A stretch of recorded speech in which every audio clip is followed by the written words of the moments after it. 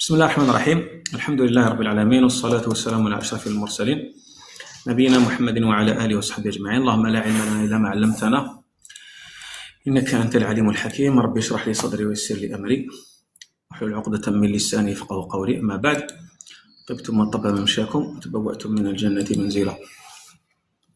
فهذا الدرس السادس من المجلس السادس من مجالس شرح المنظومة البيقونية في مصطلح الحديث.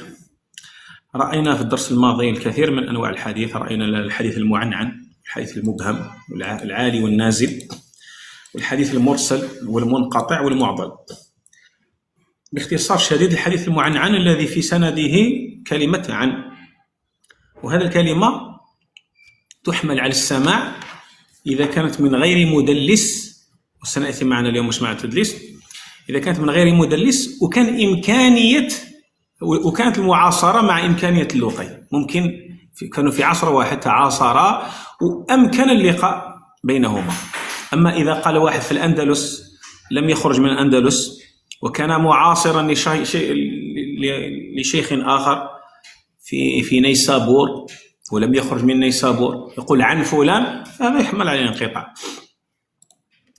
طيب، المبهم ما فيه راوي لم يسم. إذا كان في السند عن رجل قال عن رجل عن أبي هريرة النبي صلى الله عليه وسلم قال، فهذا مبهم، هذا لا يقبل حديثه، لأننا لا نعرف لا نعرف هذا المبهم الذي لم يذكر هل هو عدل ضابط، لأننا لا نعرف اسمه، فكيف يمكننا أن نحكم عليه بأنه عدل ضابط.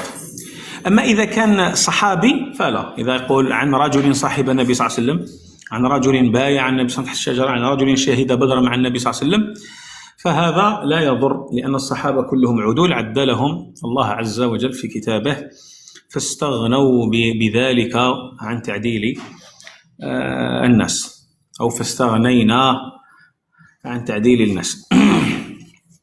إذا كان الإبهام في متن الحديث عن أبي هريرة رضي الله عنه أن رجلا جاء وسأل النبي صلى الله عليه وسلم، هذا لا يضر. احنا لا يضرنا ما اسم ذلك الرجل، لأنه في متن الحديث والنبي صلى الله عليه وسلم أخبره بذلك بما يجب فعله. طيب، هذا هو المعنعن والحديث المبهم. كذلك عندنا الحديث العالي والنازل. كل ما تقل الرجال، أو لا ما نقولش الرجال لأنه كاين نساء، كل ما يقل رواة الحديث يسمى سند عالي. فالبخاري مثلا له ثلاثيات بينه وبين النبي صلى الله عليه وسلم 3 رواة. نفس الحديث تجده عند مسلم بينه وبين النبي صلى الله عليه وسلم 4 أو 5. ففي ذلك الحديث بعينه نقول البخاري سنده عال في ذلك الحديث، والإمام مسلم في ذلك الحديث سنده نازل، ويمكن يكون أكثر من ذلك على كل حال. وعندنا الحديث المرسل الذي يقول فيه التابعي قال رسول الله صلى الله عليه وسلم. التابعي هو من أدرك الصحابة ولم يدرك النبي صلى الله عليه وسلم، فهذا كذلك من أقسام الضعيف لاختلال شرط اتصال السند، لأنه لم يدرك النبي صلى الله عليه وسلم، فلا نقبل حديثه، لأنه يمكن يكون تابعي آخر أخذ عن تابعي آخر، عن ثاني، عن ثالث، عن رابع، عن صحابي عن النبي صلى الله عليه وسلم. وهؤلاء الذين سقطوا من التابعين لا نعرفهم، ولا يمكننا أن نتأكد من عدالتهم وضبطهم. ثم عندنا المنقطع إذا لم يتصل في أوله أو وسطه أو آخره فيسمى منقطع، وهو من أقسام الضعيف. والمعضل أن يسقط راويان على التوالي في سند الحديث، يسقط راويان على التوالي، هذا يسمى المنقطع. فهذا في العموم باختصار ما رأيناه في درس البارحة. واليوم إن شاء الله في المجلس السادس سنرى أنواع أخرى بحول الله. الحديث النوع الأول يقول فيه البيقوني رحمه الله: وما أتى مدلسا نوعان، الأول الإسقاط للشيخ وأن ينقل عمن فوقه بعن وأن، والثاني لا يسقطه لكن يصف أوصفه بما به لا ينعرف. فعندنا هنا التدليس. التدليس في اللغة من الدلس، وهو كتم العيب. التدليس هو كتم العيب، وهو مشتق من الدلس، وهي الظلمة. الدلس الظلمة، والتدليس كتم العين. والظلمة كما تعرفون تغطي، فهذا التدليس، المدلس هذا ماذا يفعل؟ يغطي شيخه الذي روى عنه ذلك الحديث أو أخذ عنه ذلك الحديث، يكتمه. فماذا يفعل؟ بصيغة عن، يروي عمن لقيه ما لم يسمع منه. فعندنا الراوي الأول والراوي الثاني والثالث. هذا الراوي الأول سمع من الراوي رقم 3، سمع عنه حديث 2 10 20 أو أكثر. ثم يأتي الراوي رقم 2 يحدث الراوي رقم 1 بأحاديث أخرى سمعها من الراوي رقم 3. فالراوي رقم 1 هذا ماذا يقول عن الراوي رقم 3؟ لا يقول حدثني فيما لم يسمع منه. إذا قال حدثني يصبح كذاب. لكن هو ماذا يفعل؟ يقول عن فلان أو قال فلان أو أن فلان اللي هو الثالث. طيب خلينا ربما لا إله إلا الله نرسموه نديروه.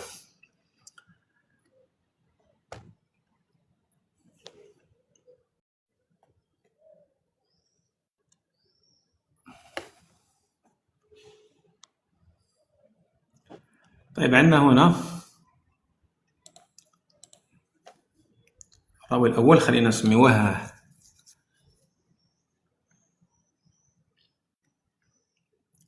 زيد حتى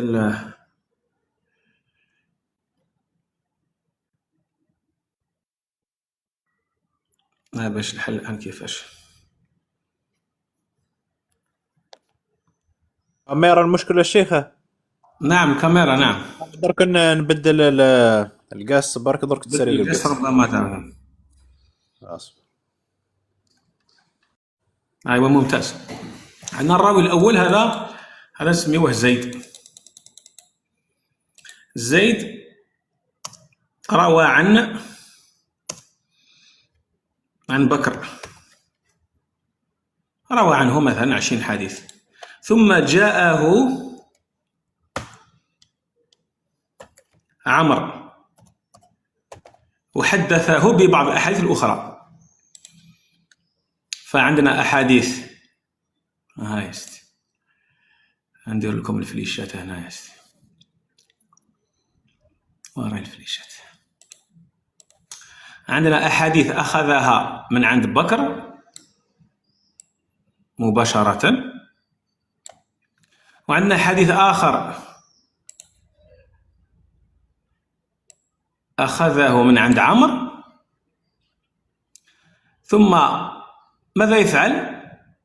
هذا يقول عن بكر مباشرة. عنده أحاديث يقول فيها مثلا يقول قال زيد حدثني بكر 10 أحاديث مثلا 10.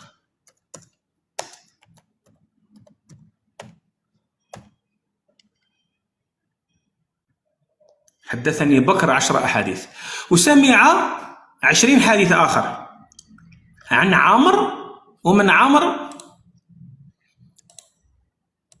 عن بكر. فماذا يقول مثلا قال زيد عن بكر مثلا 20 حديث أو 30. هاي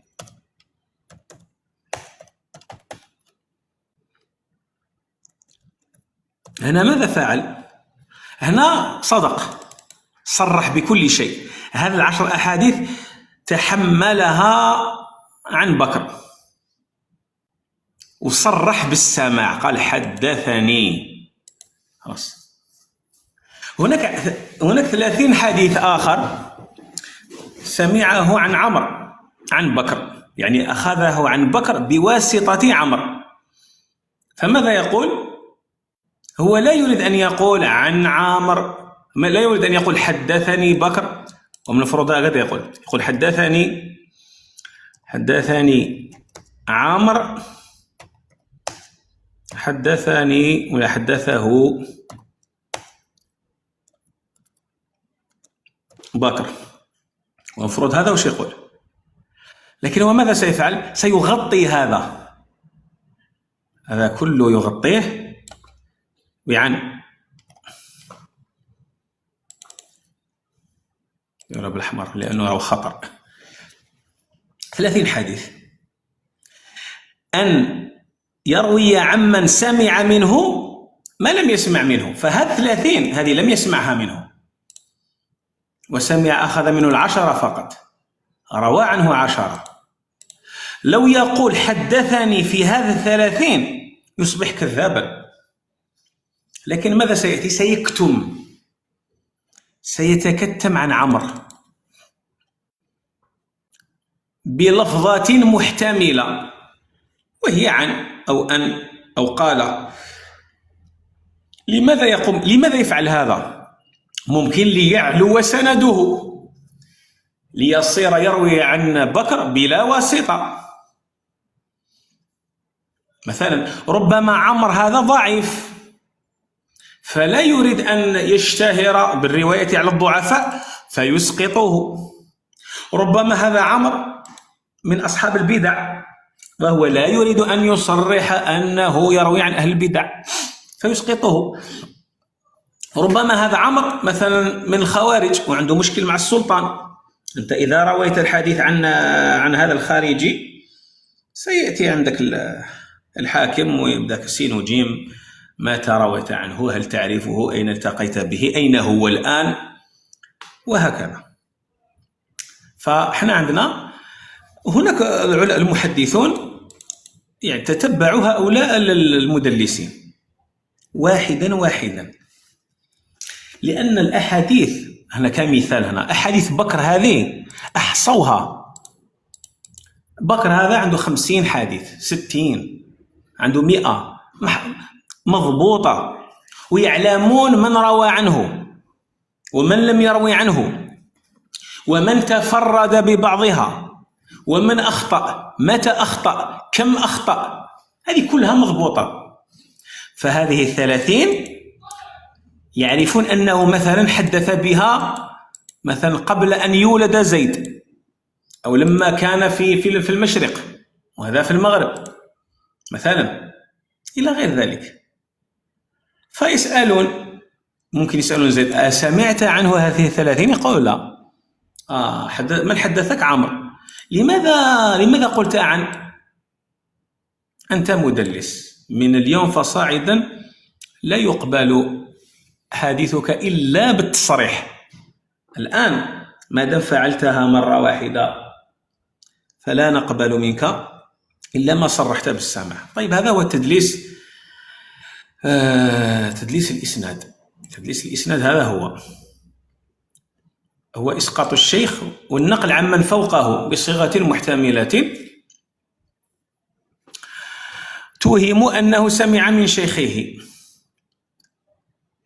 فالآن هذا الذي ثبت عنه التدليس سنقبل منه الأحاديث التي صرح فيها بالسماع. إذا لم يصرح فلا نقبل منه. مثاله مثلا، أقول لك مثال حديث من الأحاديث، مثاله حديث بسم الله أخرجه أبو داود في السنن. معلش نقص شوية وسأقرأ عليكم إن شاء الله.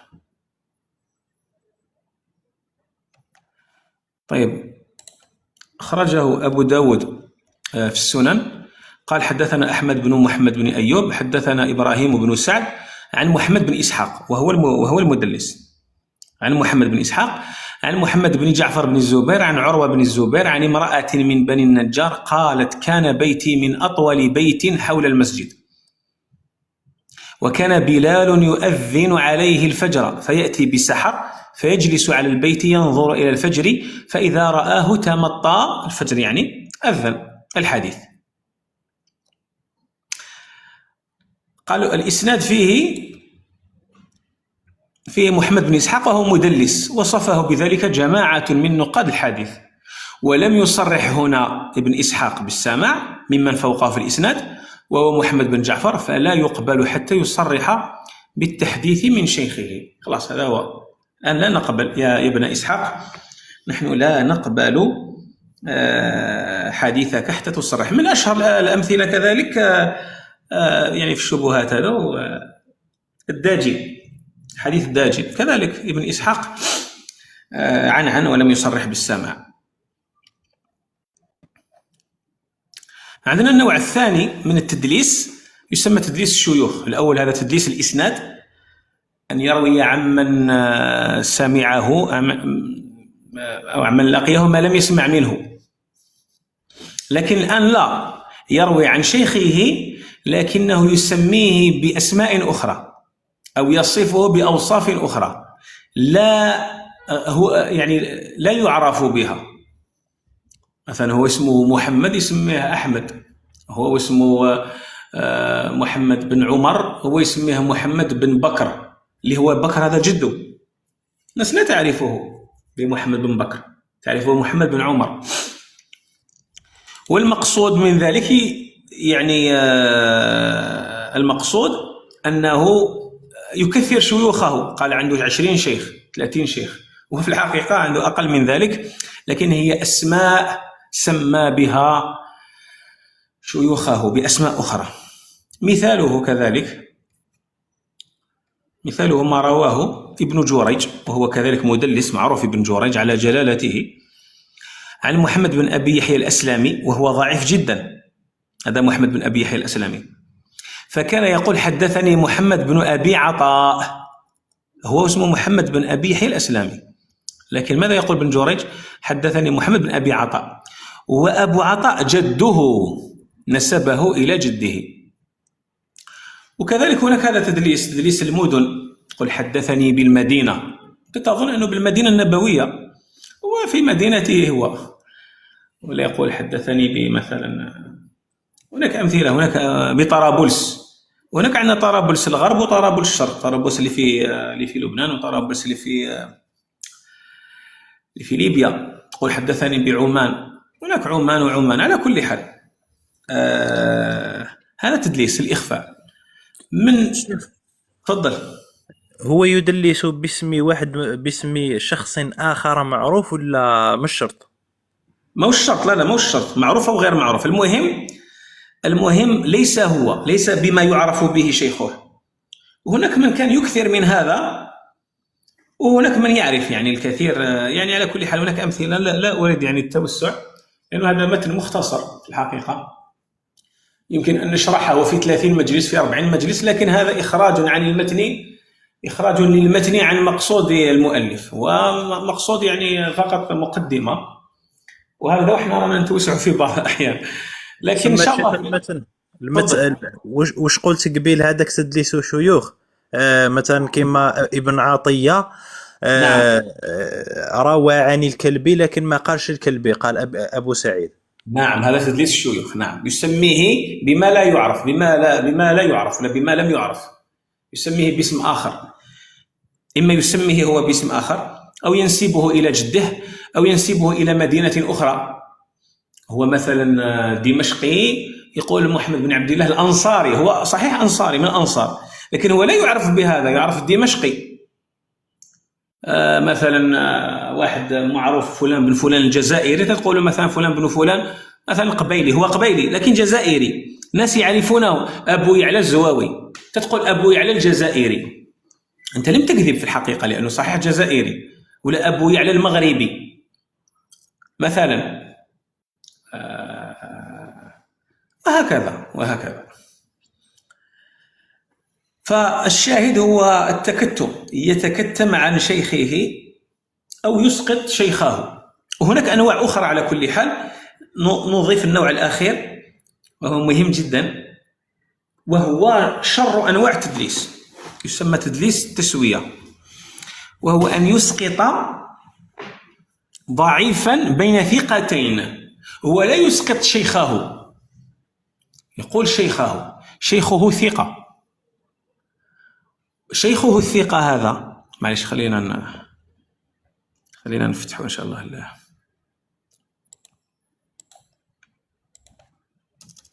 يعد ظاهر الحديث الصحة وهو ضعيف. ممتاز، هذا هنا نسميوها المدلس الذي يدلس. المدلس عندنا شيخه ثقة،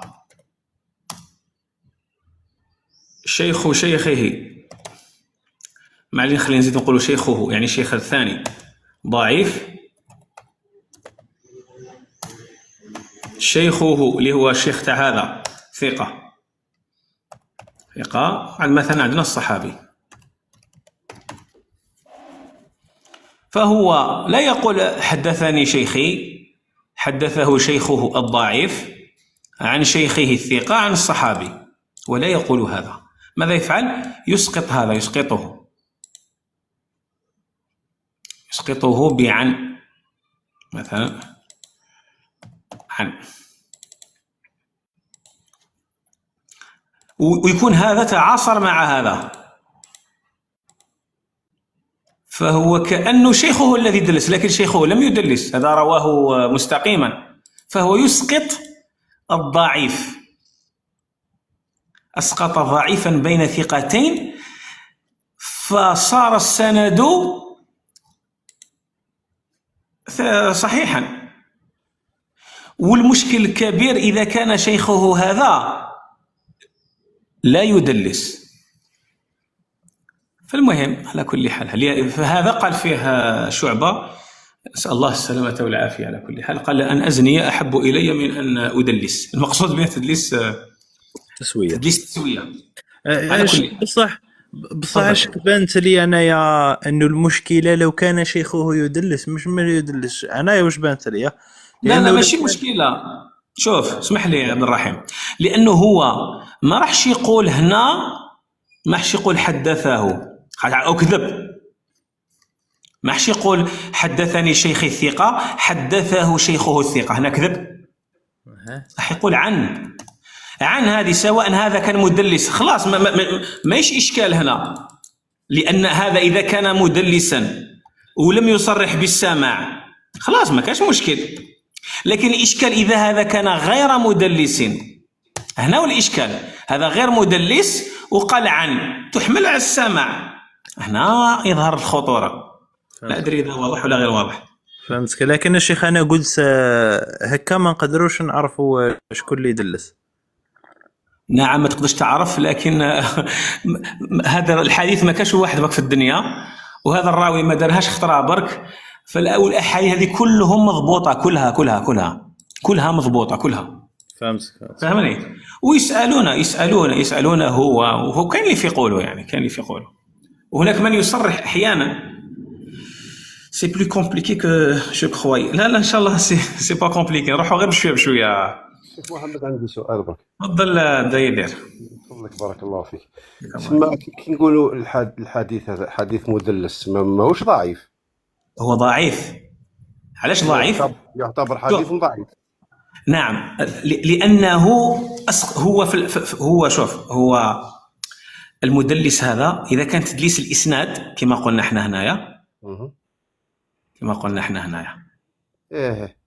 هنا هو إذا كان هذا ضعيف وأسقطه هنا بعن، هذا راح يولي ضعيف. لكن إذا عرفنا احنا بليك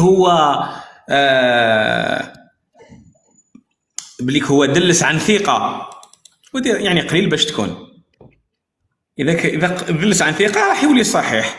كي نقولوا الصحيح لازم الشروط الأخرى، عادل ضابط من غير لازم تستوفر فيه كاع الشروط الأخرى.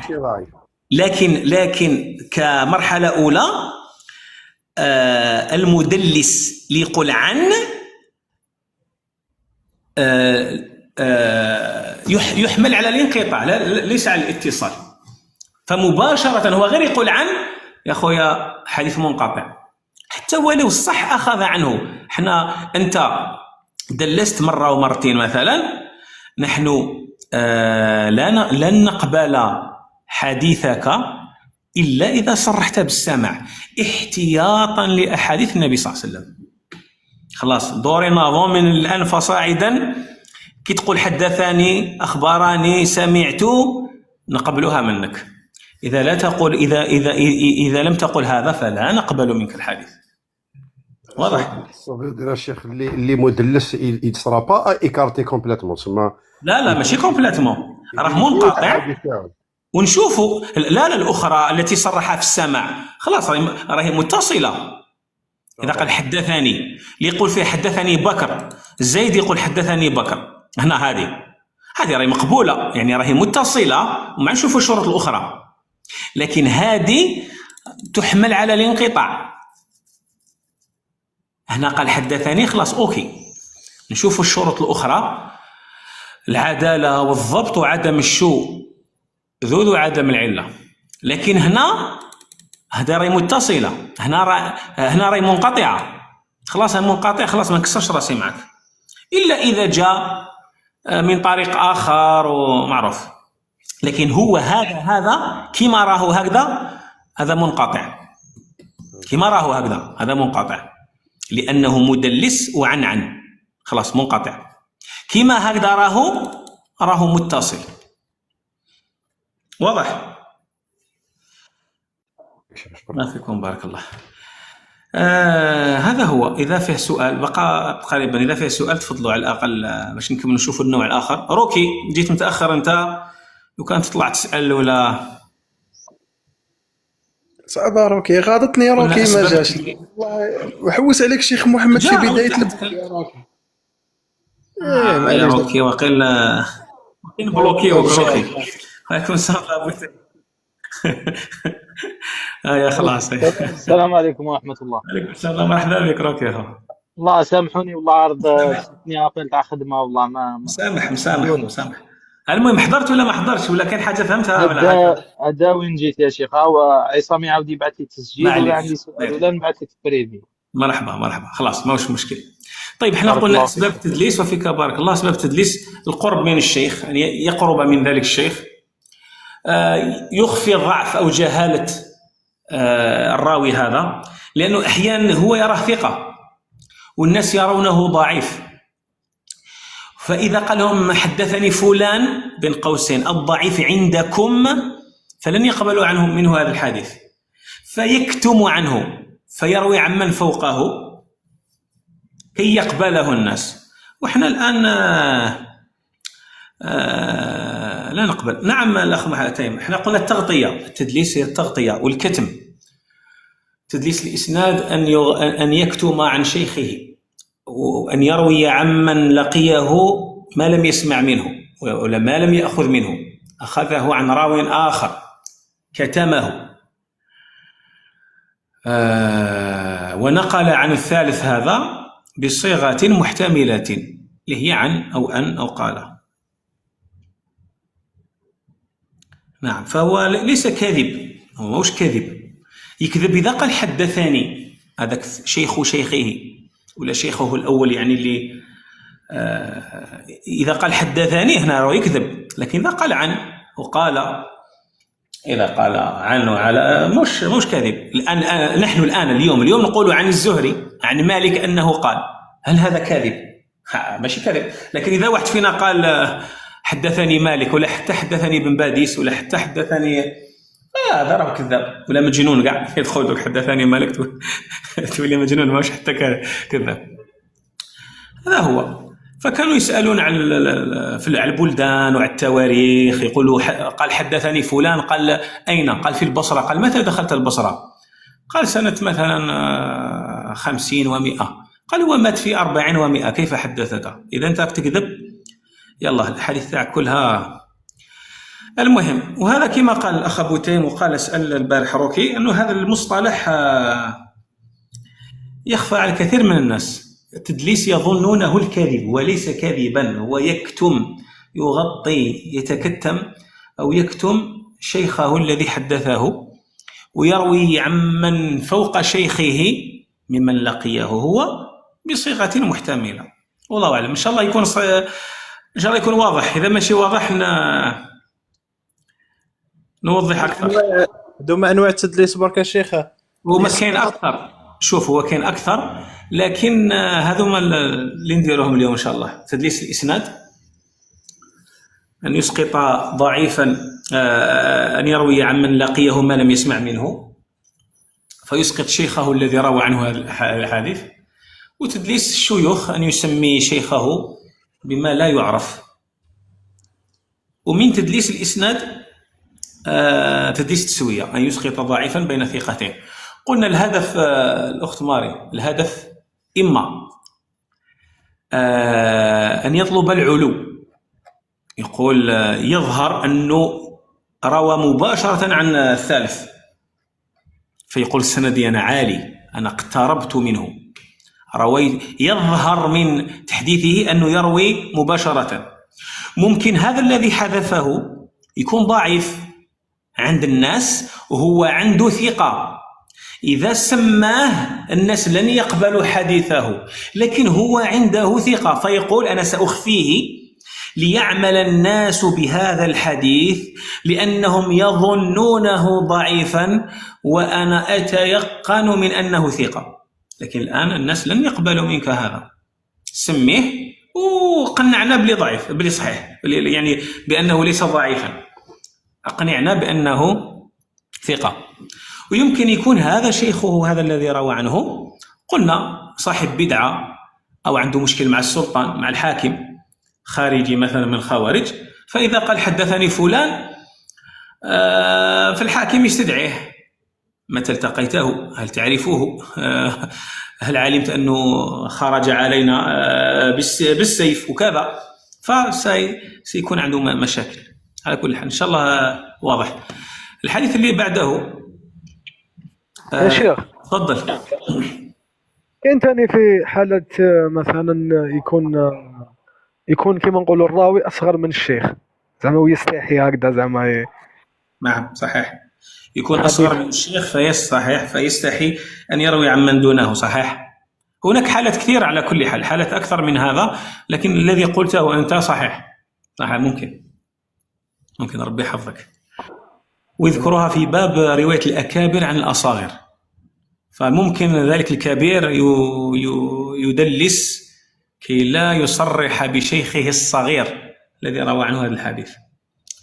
على كل حال لا علينا. فالآن بعده الحديث الشاذ، إن شاء الله ما يطيرش اللايف. يقول البيقوني رحمه الله: وما يخالف ثقة به الملا فالشاذ.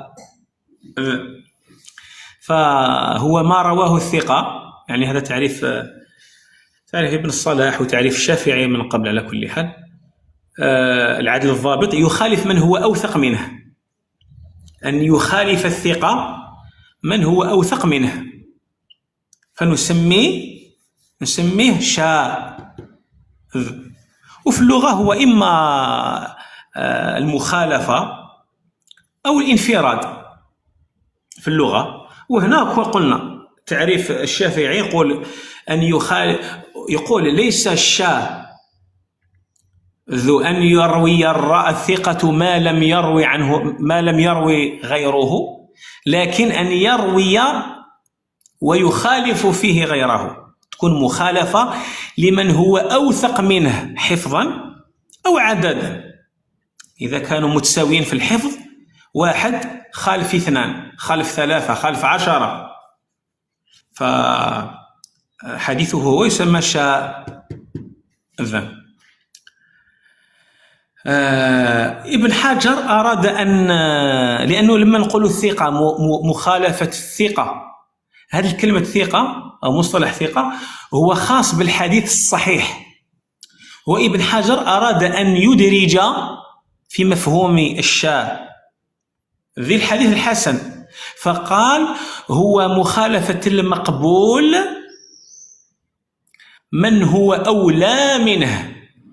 على كل حال تبقى اصطلاحات هذه فقط، تبقى اصطلاحات. عندنا مثاله، معليش نقراوه هنا. عندنا مثاله ما رواه أبو داود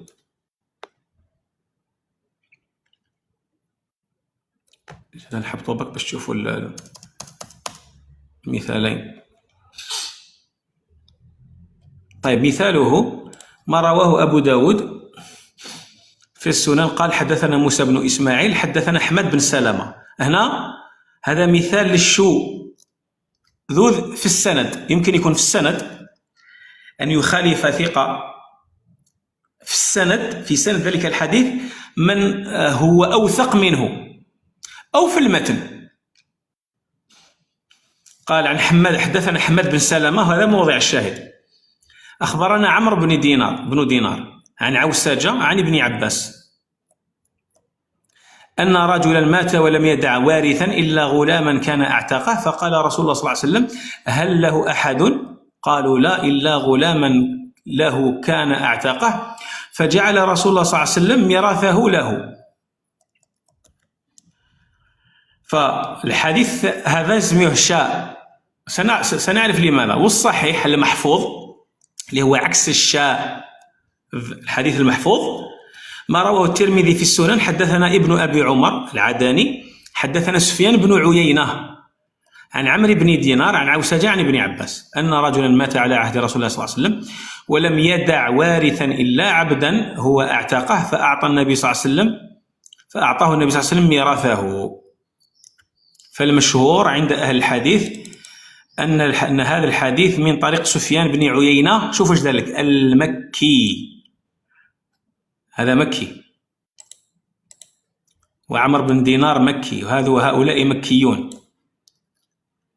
فالحديث هذا مكي، حماد بن سلمة بصري، فهذا ليس حديثه، هذا حديث سفيان بن عيينة عن عمرو بن دينار، وهذه كذلك من أصح الأسانيد. سفيان بن عيينة عن عمرو بن دينار عن ابن عمر.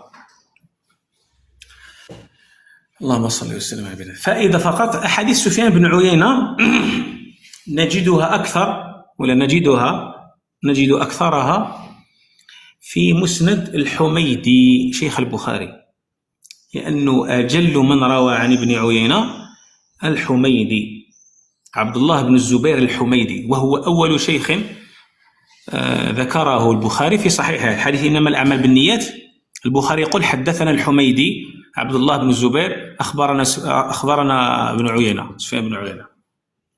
وعليكم السلام ورحمة الله وبركاته. طيب الآن فنقول أن موسى بن إسماعيل خالف ابن أبي عمر العداني وجعل الحديث من رواية حماد بن سلمة، والصحيح أنه من رواية سفيان بن عيينة. طيب لكن المتن نفسه، لأن الشذوذ في السند قد لا يؤثر في المتن، اختلفوا فقط هل هو روى حماد بن سلمة أما سفيان بن عيينة إذا كان في السند، وإذا كان الرجلان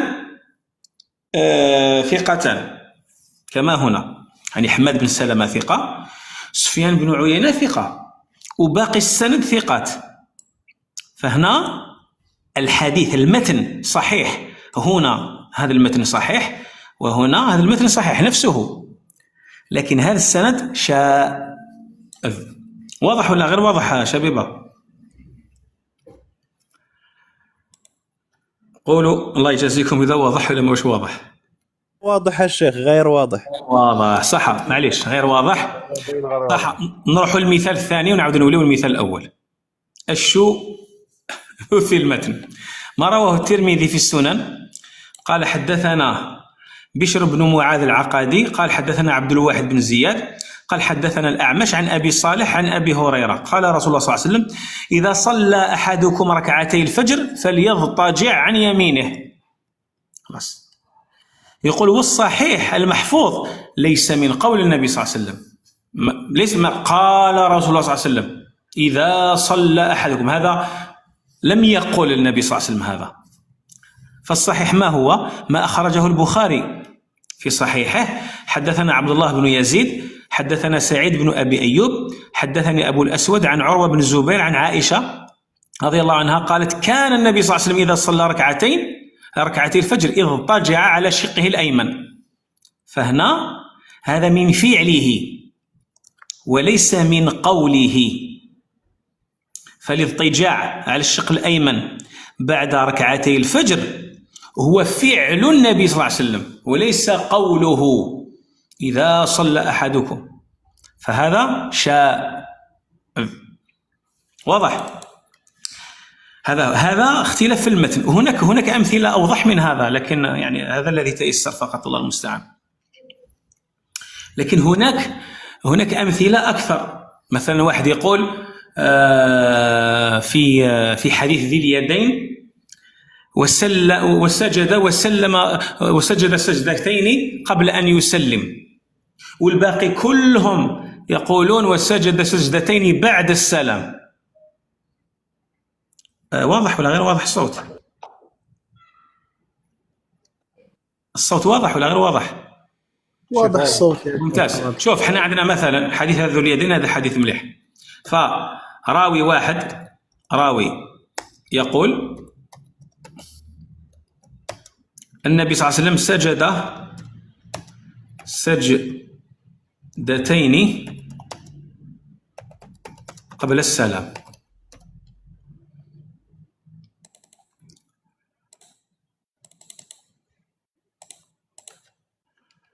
ثم يا سيدي هاي 20 راوي يقولون سجد سجدتين بعد السلام.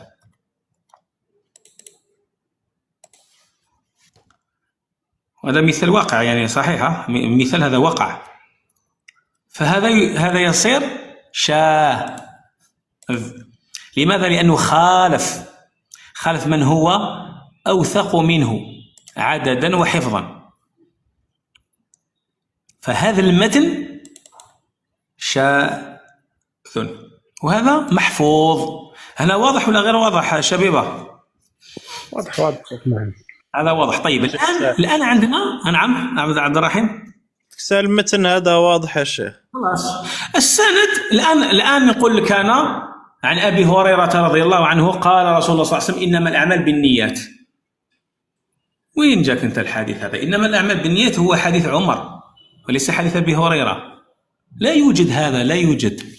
يجي راوي من الرواة يقول مثلا عن يحيى بن سعيد الأنصاري عن محمد بن إبراهيم التيمي عن علقمة بن وقاص الليثي عن أبي هريرة، ولا عن عبد الله بن عمر أن النبي صلى الله عليه وسلم قال إنما الأعمال بالنيات.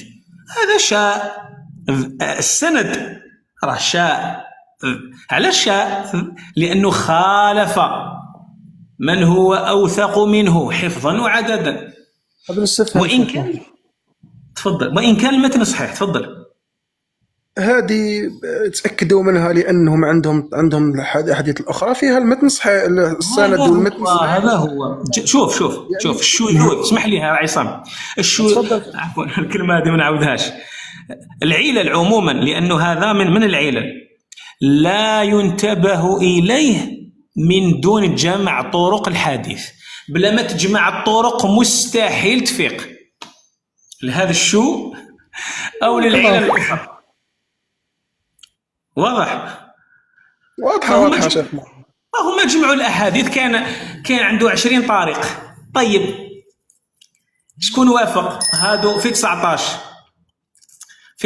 قالوا بعد السلام، ولا قالوا عن عمر عن علقمة بن وقاص الليثي عن عمر، وواحد قال عن علقمة بن وقاص الليثي عن ابن عمر. طيب انت راك شاء. وإن كان المتن صحيح، المتن نفسه في نفس المثال هذا. نعم، في نفسه ولا في غيره. لا، في هذا المثال ولا في غيره. ممكن يكون فعل النبي في كلتا الحالتين هذا هو فعل النبي. نعم ممكن يكون. نعم، هو لم يثبت أنه قاله. يجيك من طريق واحدة والأخرى لأنه في الحقيقة كيفاش يقولوا الإشكال في الحديث الشاذ أنهم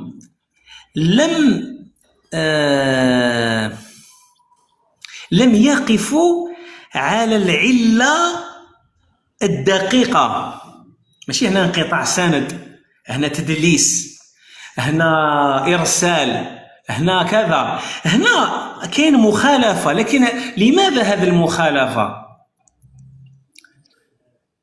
في العموم أن أحد الرواة لم يضبط هذا الحديث، هو ثقة عنده 19 على 20، عنده 19 ونص على 20، لكن هذا الحديث هذا نحن نجزم أنه لم يضبطه.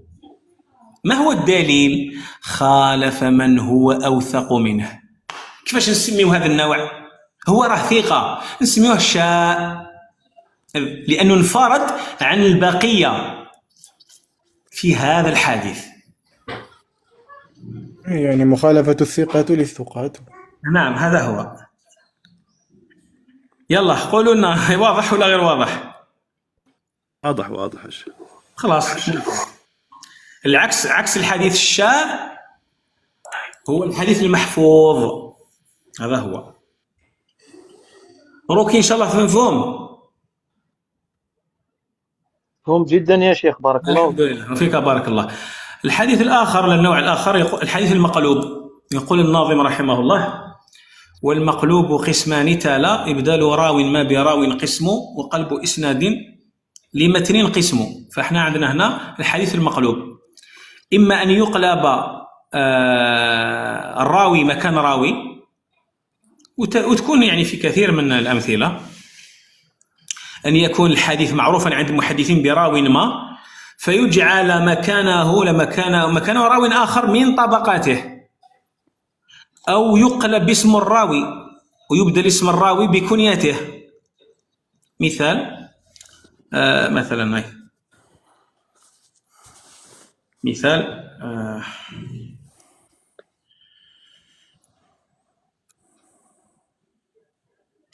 معليش نقرأ لكم هذا.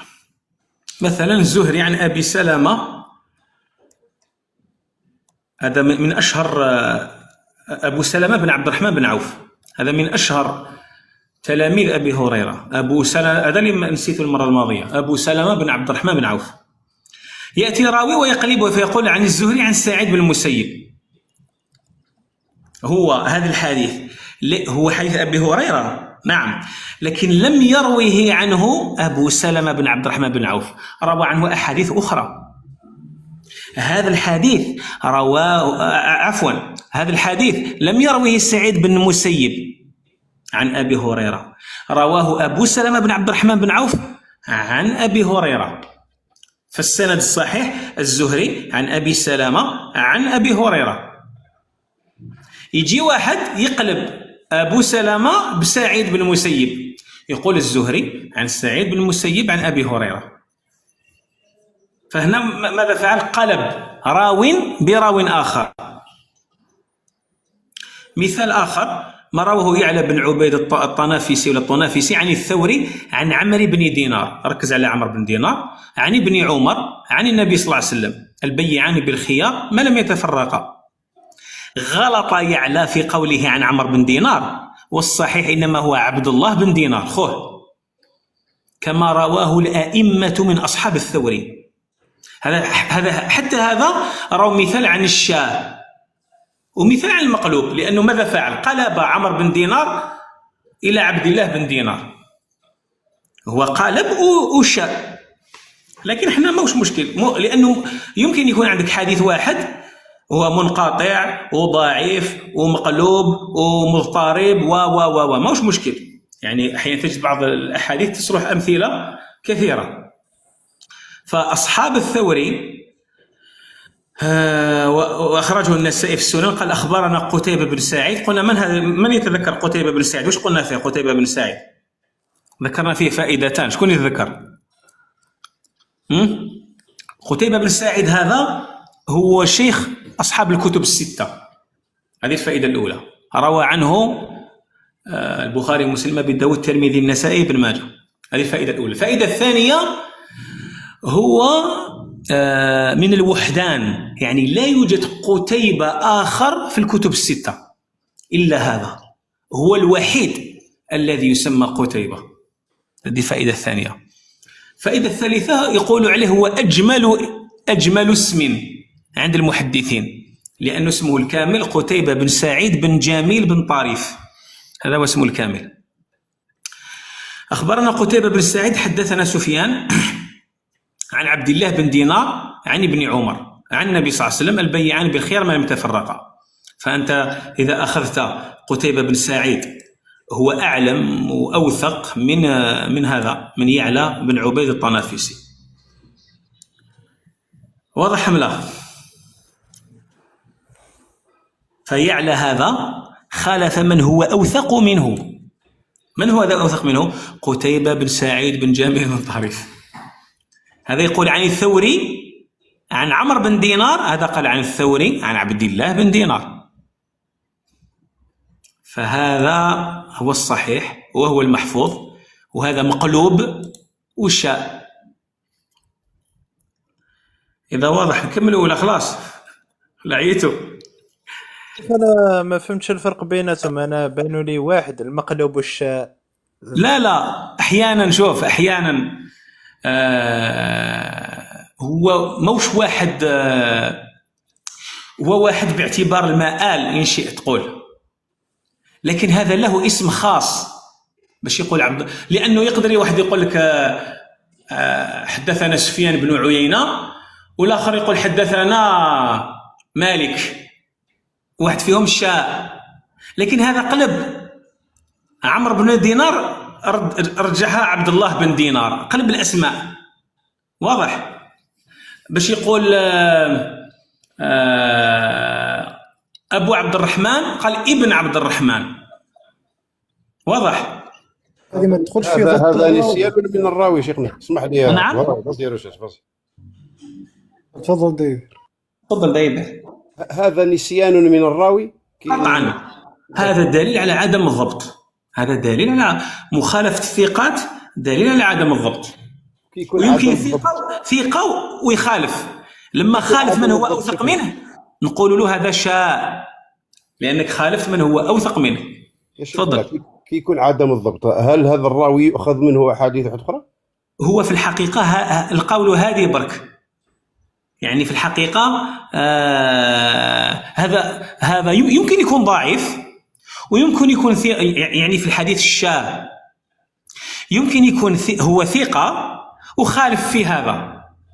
هنا أو فرق آخر ذكره دايد عبد الرحيم، هنا ممكن هذا يكون ضعيف، نقص الضبط، ممكن يكون ضعيف أصلا ونقولوا عليه قلب هذا الضعيف، قلب السند الفوق لا يكون إلا ثقة ولا مقبول يعني. واضح عبد الرحيم؟ كما يقول بينهما عموم وخصوص. بينهما عموم وخصوص. صافي اونتو شيخ. الشاذ شحال وشنو شحال؟ الحديث الشاذ معليش ما تعاودش الكلمة هذه برك. وشنو شحال وشنو حاب يقول كومبيان تاع الشين كاين اللي تقدر تقول عليها باللي شاء. لا هو إذا خالف ثقة ولا المقبول من هو أوثق منه، مصح صورة المخالفة تقدر تكون في المتن وتقدر تكون في السند. فهمنا؟ يقدر يقلب، يقدر ينحي، يقدر يزيد، يقدر يبدل واحد مكان آخر، المهم خالف. فهذا الحديث لما نجمع الطرق تاعو نشوفوا من الذي وافق ومن الذي خالف. طيب هذا خالف إذا كان ثقة أو مقبول اسمه الشاء، والباقي اسمه المحفوظ. هنا يمكن يكون ضعيف ويقلب. هذا هو. نكملوا ولا عبد الرحيم مازال ولا؟ راني فهمتك يا شيخ. لا في نزيد الحاجة. الحديث الأول هذاك الذي قلت عنه أنه فيه قلب، اللي هو سعيد بن المسيب، وهو في الحقيقة وهو وش في الحقيقة الراوي شكون؟ أبو سلمة بن عبد الرحمن بن عوف. أبو سلمة هاوليك.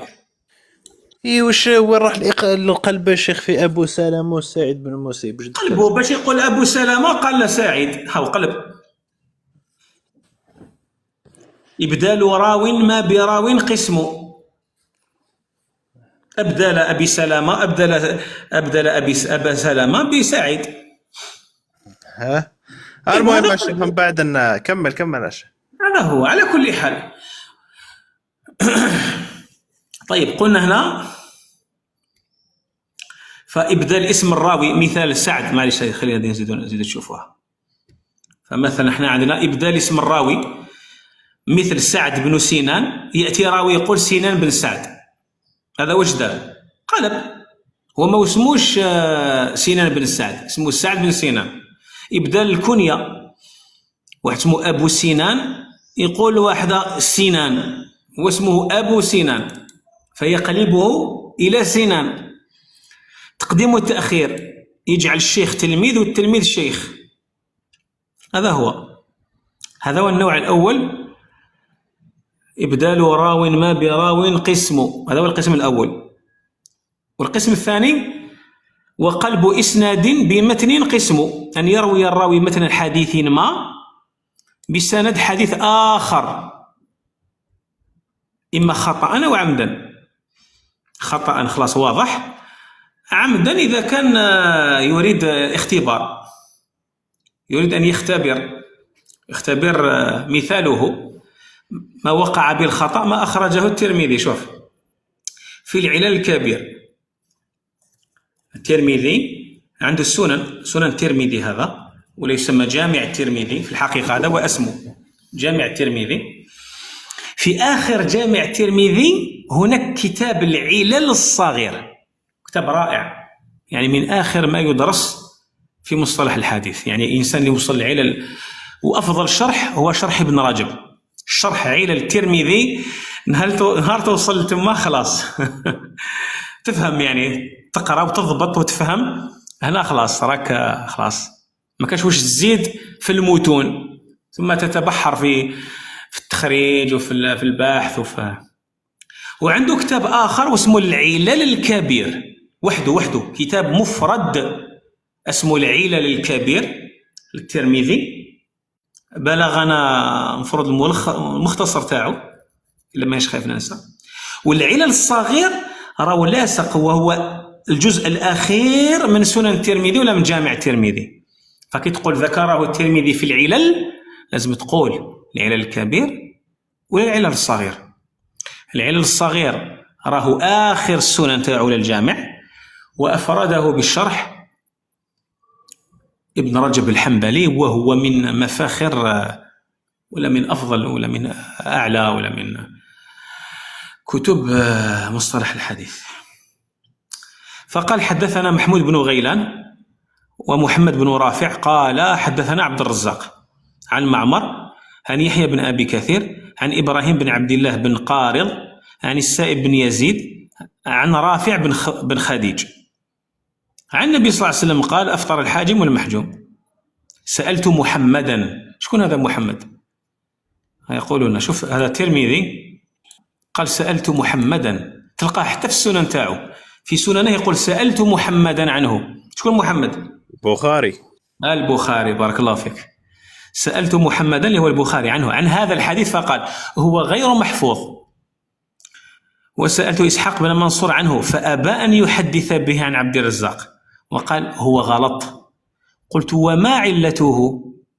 قال روى عنه هشام الدستوائي عن يحيى بن أبي كثير عن إبراهيم بن عبد الله بن قارض عن السائب بن يزيد عن رافع بن خديج عن النبي صلى الله عليه وسلم قال كسب الحجام خبيث ومهر البغي خبيث وثمن الكلب خبيث. فهو يقول هنا أرى أخطأ عبد الرزاق، هذا هو. فاحنا كيفاش عرفنا؟ كاين القلب هنا مثلا. شوف واش عندنا هنا مثلا. عندنا رافع بن خديج، هو الآن قلب السند بالمتن. فهذا شوف عندنا رافع بن خديج، شوف رافع بن خديج السائب بن يزيد عبد الله بن قارض إبراهيم بن عبد الله بن قارض. شوف في هذا نديروا لون آخر هاي. وهنا نفسه شوف رافع بن خديج السائب بن يزيد إبراهيم بن عبد الله بن قارض يحيى بن أبي كثير. شوف حتى يحيى بن أبي كثير نفسه.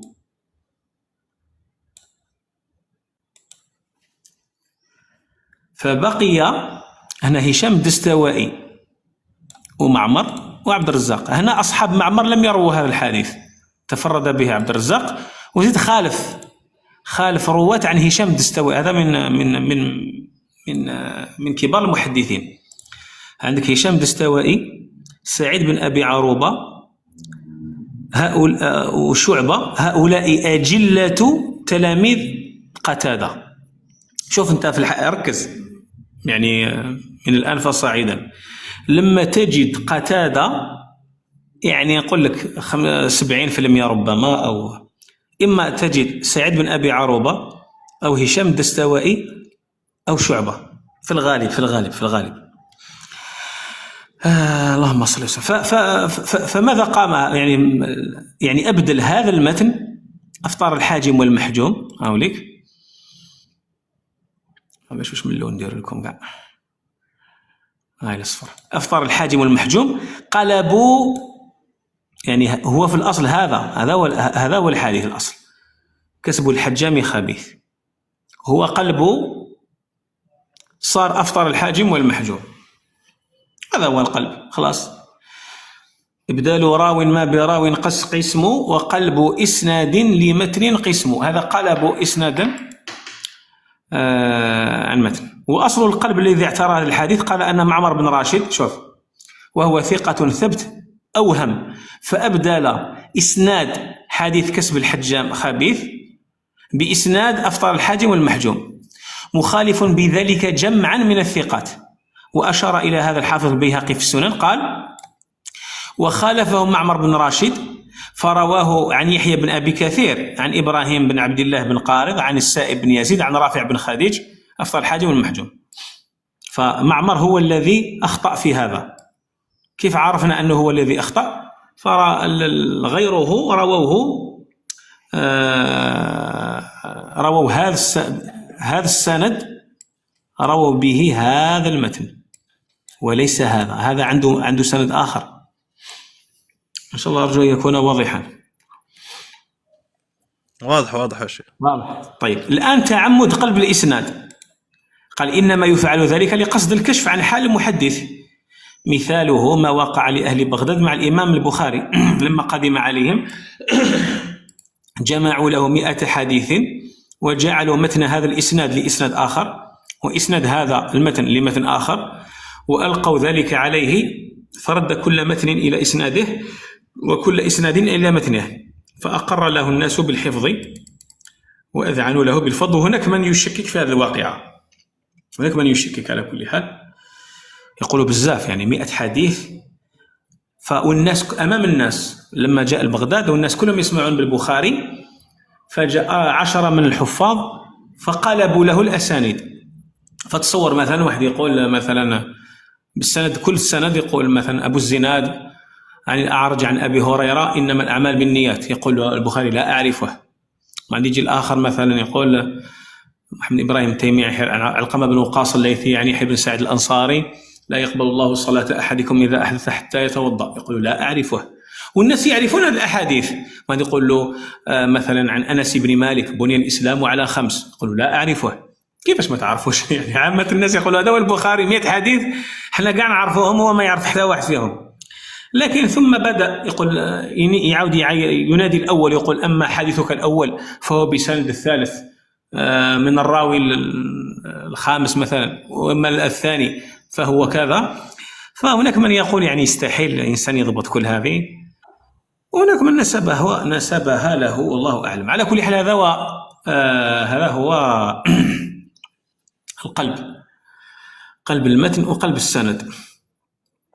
قل إن توقفوا ولا نكملوا شبيبة؟ نورمالمون توقفوا شيخ. خلاص قابل. الشيخ سؤال. تفضل. أنا عم حمزة. شيخ عندي السؤال تاعي بعد حاول تصححه لي إن شاء الله. تفضل. شيخ سمعت واحد الأخ نحسبه هو الله حسيبه ولا نزكي على الله أحدا. نعم.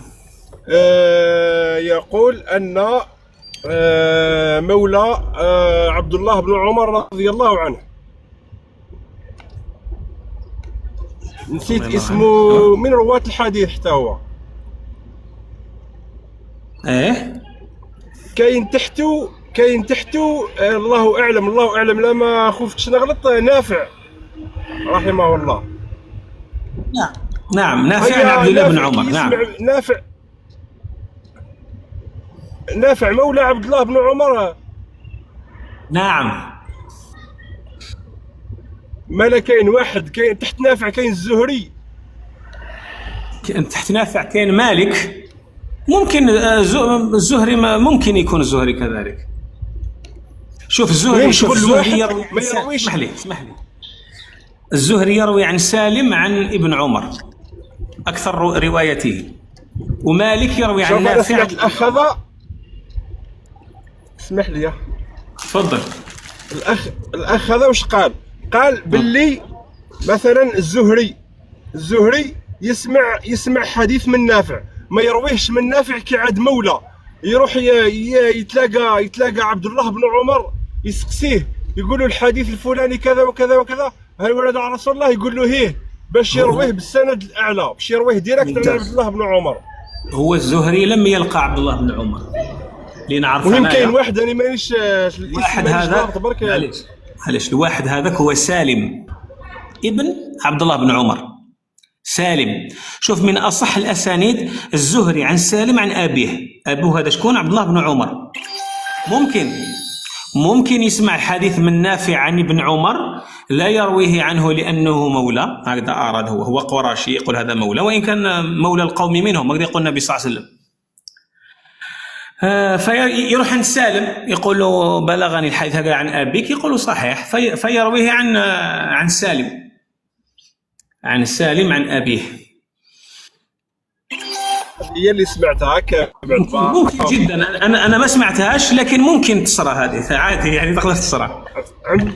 قبيل كي كنت تشرح في التدليس قلت انا بالك هذا يكون تدليس. لا ماهوش تدليس، ما نظنش، قلت لك نسقسي الشيخ. لا اذا سمعه من سالم ونسبه الى سالم هذا ماهوش تدليس. والزهري ماهوش مدلس، الزهري قطعا ماهوش مدلس، الزهري ليس مدلسا. حين راح تاكد من الحديث عن سالم باش يرويه بالسند العالي. هذا هو هم بلا شك. هو سالم هو اجل من نافع جليل، لكن سالم هو اجل، هو من الفقهاء السبعه في المدينه. ويقولوا اختلف سالم مع نافع في 3 أحاديث، يقولوا هكذا. هناك من يقول ان سالم هو الاصح في ال3، وتوافقوا في مئات الاحاديث، والله اعلم. اذا ما كانش سؤال نختموا. بارك الله فيكم. بارك الله. عصام اعطينا كلمه اخيره. عيط اليوم يا شيخ محمد، الله يبارك وجعك راسك اليوم، واقع اليوم وجعك راسك. استفدت بزاف، الله يبارك فيك يا شيخ. ربي يحفظك ان شاء الله. امين. روكي يطاشي عبد الرحيم رشاش. بارك الله فيك، ربي يحفظك ويطول في عمرك ويبارك فيه ان شاء الله. امين. هذا ان شاء الله يحفظنا بك. ان شاء الله بقاو 2 دروس ان شاء الله، حلقتين ونكملوا ان شاء الله. ادعونا بالتيسير. الله الشيخ ربي يحفظك ان شاء الله، وان شاء الله تلقاه في ميزان الحسنات. امين واياكم. امين. والله ماذا بينا ما تكملش يا شيخ، ماذا بينا ما تكملش خلاص كي نكمل. نديروا حاجه واحده اخرى ان شاء الله نديروا متن اخر، نسال الله التيسير. الله امين. هكذا سبحانك اللهم وبحمدك، اشهد ان لا اله الا انت استغفرك واتوب اليك. بارك الله فيكم. فيك بارك الشيخ، ربي يبارك لك ان شاء الله، في مالك وفي صحتك وفي ذريتك ان شاء الله، ربي يبارك فيك. وراك دوك نبعث لك التسجيل. بارك الله فيك على حسن الضيافه والاستقبال، شكرا بارك الله. يعيشكم خوتي. انا نغلق. السلام عليكم ورحمه الله. مجالس العلم يا عصام شحال فيهم وقار، سبحان الله. نعم، مجالس العلم فيهم وقار، سبحان الله. لا خويا سبحان الله، والله الله ثابت. بارك الله فيك يا عصام. ربي الله يجعلها دائما علينا ان شاء الله. ان شاء الله. السلام عليكم.